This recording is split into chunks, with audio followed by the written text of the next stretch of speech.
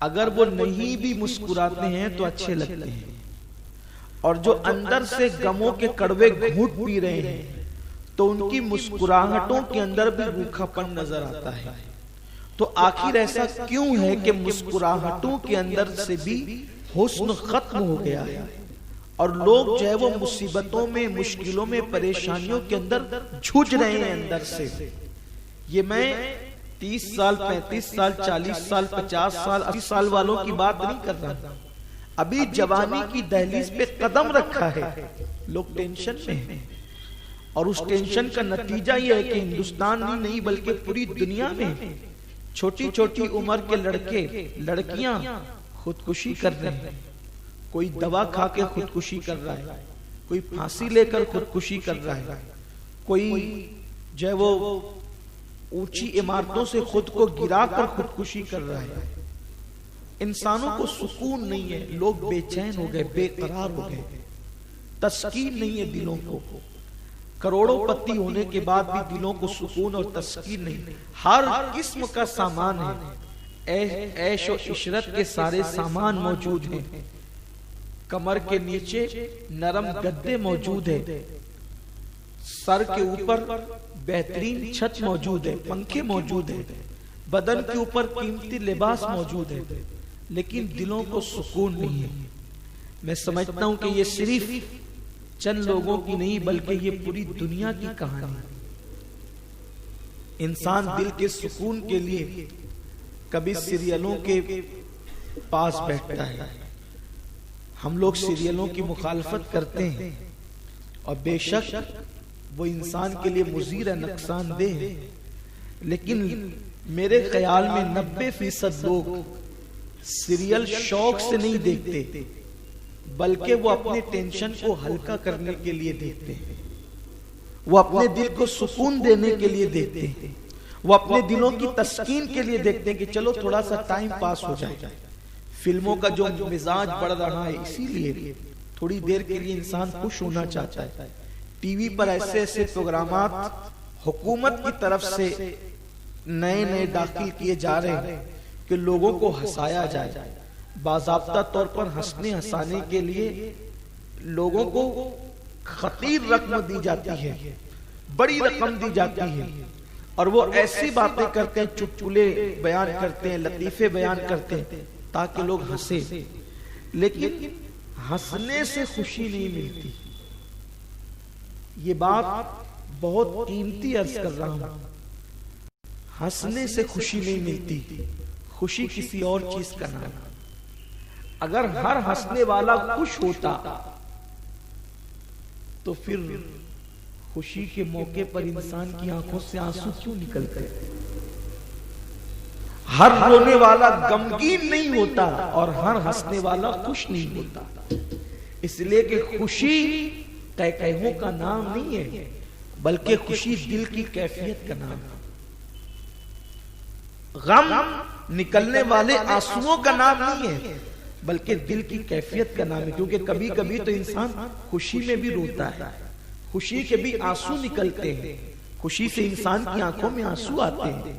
تو میرے پیارے آقا صلی اللہ علیہ وسلم کے پیارے دیوانوں، خوشی کا مقام نہ زبان ہے نہ آنکھ ہے، تو یہ جو ہنسانے کا انتظام کیا جا رہا ہے لوگوں کو، وہ لوگ یہ سمجھتے ہیں کہ ٹی وی پر چٹکلے سن کر، لطیفے سن کر، قہقہے لگا کر لوگوں کو خوشیاں مل جائے گی۔ نہیں، لوگوں کو قہقہے لگا کر کے خوشی نہیں ملے گی۔ جتنی دیر تک وہ قہقہے میں ہوں گے اتنی دیر تک تو ان کا ٹائم برباد اور پاس ہو سکتا ہے، لیکن جب وہ قہقہے کی محفل ختم ہوگی تو پھر ان کے سر پر وہ غموں کا بوجھ اور بڑھ جائے گا، ان کا ٹینشن اور بڑھ جائے گا، ان کی فکر اور بڑھ جائے گی۔ تو لوگوں کو دلی سکون کی ضرورت ہے، اس وقت لوگوں کا دل خوش کیا جائے۔ لوگوں کے دلوں کو جب تک کہ خوشی میسر نہیں آئے گی اس وقت تک کہ ان کی کوئی دولت، ان کا کوئی مکان، ان کا کوئی لباس، ان کی کوئی غذا ان کے لیے مفید نہیں ہو سکتی۔ تو لوگ خوشی اگر حاصل کر لیں تو پھر ان کو ریت کی تپتی ہوئی جو ہے وہ چبھن میں بھی، تپتی ہوئی ریت پر بھی ان کو سکون کی نیند آتی ہے جب دل خوش ہوتے ہیں. جب دل مسرور ہوتے ہیں تو ریت پر بھی انسان کو سکون کی نیند آتی ہے. اور جب دل خوش نہیں ہوتا، دل بے چین ہوتا ہے، تو نرم گدوں پر بھی انسان کو سکون کی نیند نہیں آتی. اور یہ اس وقت پوری دنیا غموں میں گھری ہوئی ہے. اس وقت تو پوری دنیا تردد اور افکار میں گھری ہوئی ہے. اس دنیا کو خوشی کیسے ملے گی؟ خوشی کیسے ملے گی؟ ہم خوش کیسے رہیں گے؟ باضابطہ طور پر بڑے بڑے اسکالروں نے اور لیکچرار حضرات نے اس طریقے کی باتیں کی ہے، خوش رہیے خوش رہیے. لیکن خوشی کوئی دکان پر ملنے کا کوئی بسکٹ تو نہیں ہے. خوشی کوئی آلہ تو نہیں ہے موبائل کی طرح کہ آپ جا کر کے خرید لیں. اگر خوشیاں خریدی جاتی تو مالدار لوگ خوش رہتے، غریب کبھی خوش نہیں ہو سکتا تھا. پھر خوش رہنے کا طریقہ کیا ہے؟ خوشی کیسے نصیب ہوگی؟ بس ایک طریقہ ہے خوش رہنے کا، دلوں کی تسکین کا، دلوں کے سکون کا. زندگی پر بہار کیسے ہوگی؟ زندگیوں کے اندر خوشیاں کیسے آئے گی؟ زندگیوں کے اندر لطف کیسے آئے گا؟ یہ بے لطف زندگی، اجاڑ زندگی، خزاں سے لتڑی ہوئی زندگی، نالہ و فریاد کی زندگی، آہو بکا کی زندگی، تباہی اور بربادی کی زندگی. بار بار آپ نے مجھ سے اور ہم سے بڑے بڑے خطبہ سے سنا ہوگا، شام ویران، یمن ویران، عراق ویران، دنیا ویران. اور ابھی تو یہ چند ممالک ہے، پتہ نہیں آگے آگے کون ویران ہوگا. بلکہ کافی نے تو یہاں تک کہہ دیا، حضرت کافی نے، کہ بلبلیں اڑ جائے گی، سونا چمن رہ جائے گا. اور کافی نے صرف اپنی بات نہیں کی، کافی نے بہت کافی کہہ دیا. اس لیے کہ قرآن کہتا ہے کل من علیہا فان وَيَبْقَى وَجْهُ رَبِّكَ ذُو الْجَلَالِ وَالْإِكْرَامِ. انہوں نے قرآن پہ نظر رکھ کر کے کہا. لیکن بات یہ کرنی ہے کہ اس وقت تباہی اور ویرانی کے ماحول میں پربہار زندگی کا راز کیا ہے؟ خوشی والی زندگی کا راز کیا ہے؟ مسرت والی زندگی کا راز کیا ہے؟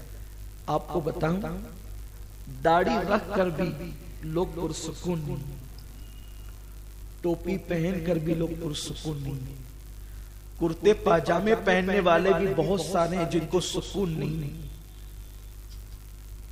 کیا وجہ ہے؟ سب غموں کے اندر ڈوبے ہوئے ہیں. فقیر کو تو ایک ہی بات سمجھ میں آتی ہے، خوشی کہیں نہیں مل سکتی، زندگی کا لطف کبھی نہیں آ سکتا. اسی لیے بہت سارے اسکالروں نے یہ کہا زندگی میں کبھی لطف ڈھونڈنا نہیں، یہ بے وقوفی ہے. کیونکہ دنیا تو دکھوں کی جگہ، یہاں صرف دکھ ملیں گے. لیکن میرا مذہب وہ نہیں ہے. میرا مذہب تو کہتا ہے وَأَنْتُمُ الْأَعْلَوْنَ إِن كُنتُم مُؤْمِنِينَ. بہاریں تو یہی ہے، اور یہاں کی بہاروں پر وہاں کی بہاریں موقوف ہے. ربنا آتنا فی الدنیا حسنہ وفی الآخرۃ حسنہ. جس کی دنیا اچھی نہیں اس کی آخرت بھی اچھی نہیں، اور جس کی دنیا اچھی ہے اس کی آخرت بھی اچھی ہے. اس لیے کہ دنیا مزرعۃ الآخرہ، دنیا آخرت کی کھیتی ہے. وہاں جو ملنے والا ہے اس کے آثار یہاں نظر آتے ہیں. زندگی کے اندر اجاڑ پن نہیں ہے، زندگی کے اندر خزاں نہیں ہے، زندگی کے اندر تباہی اور بربادی نہیں ہے. لیکن پر لطف زندگی لائے کہاں سے؟ پرسکون زندگی لائے کہاں سے؟ کیوں سکون نہیں ہے؟ کیوں خوشیاں نہیں ہیں؟ کیوں راحتیں نہیں ہیں؟ کیوں اطمینان نہیں ہے؟ کہاں سے لائے وہ خوشیاں؟ ایک ہی فلسفہ ہے خوش رہنے کا. اگر زندگی میں ہمیشہ خوش رہنا ہے، ایک ہی فلسفہ ہے، محبوب خدا کو خوش کرو، یہاں بھی خوش رہو گے، آخرت میں بھی خوش رہے گے. ان کی خوشی اتنی قیمتی ہے، ان کی خوشی اتنی قیمتی ہے کہ خود رب کعبہ بھی ان کو خوش کرنا چاہتا ہے. وَلَسَوْفَ يُعْطِيكَ رَبُّكَ فَتَرْضَىٰ. حبیب اتنا عطا کریں گے کہ آپ راضی ہو جائیں گے.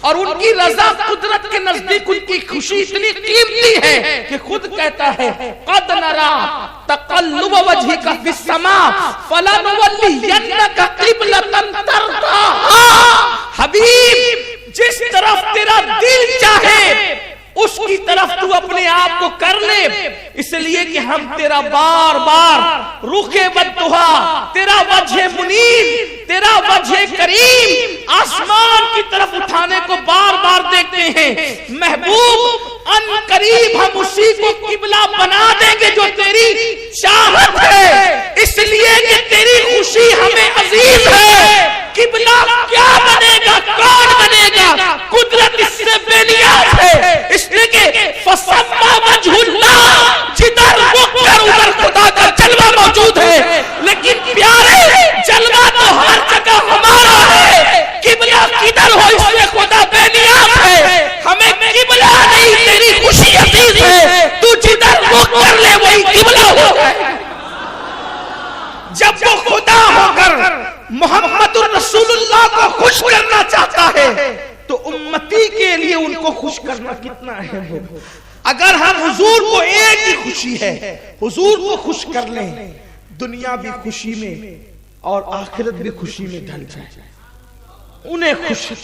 ہم اس لیے غمگین ہیں کہ حضور کو خوش نہیں کرتے، ہم اس لیے غمگین ہیں زندگی پر لطف نہیں ہے، لطف روٹ کر چلی گئی ہے، لطف زندگی سے روٹ کر چلا گیا ہے، خوشیاں زندگی سے روٹ کر چلی گئی۔ منا لاؤ ان خوشیوں کو، لیکن وہ خوشیاں کسی دکان میں، کسی مے خانے میں نہیں ملے گی، وہ خوشیاں کسی اللہ اکبر آرائش اور زیبائش میں نہیں ملے گی۔ بس ایک ہے، محمد الرسول اللہ کو خوش کرو، ہر خوشی تمہیں مل جائے۔ اور ان کو خوش نہیں کیا تو میرا اللہ فرماتا ہے ان الذین یؤذون اللہ ورسولہ لعنہم اللہ فی الدنیا والآخرہ، جو میرے محبوب کو اذیت پہنچاتے ہیں، اللہ فرماتا ہے جو اللہ اور اس کے رسول کو تکلیف پہنچاتے ہیں، اذیت پہنچاتے ہیں، لعنہم اللہ فی الدنیا والآخرہ، اللہ ان سے رحمت کو چھین لے گا دنیا میں بھی اور آخرت۔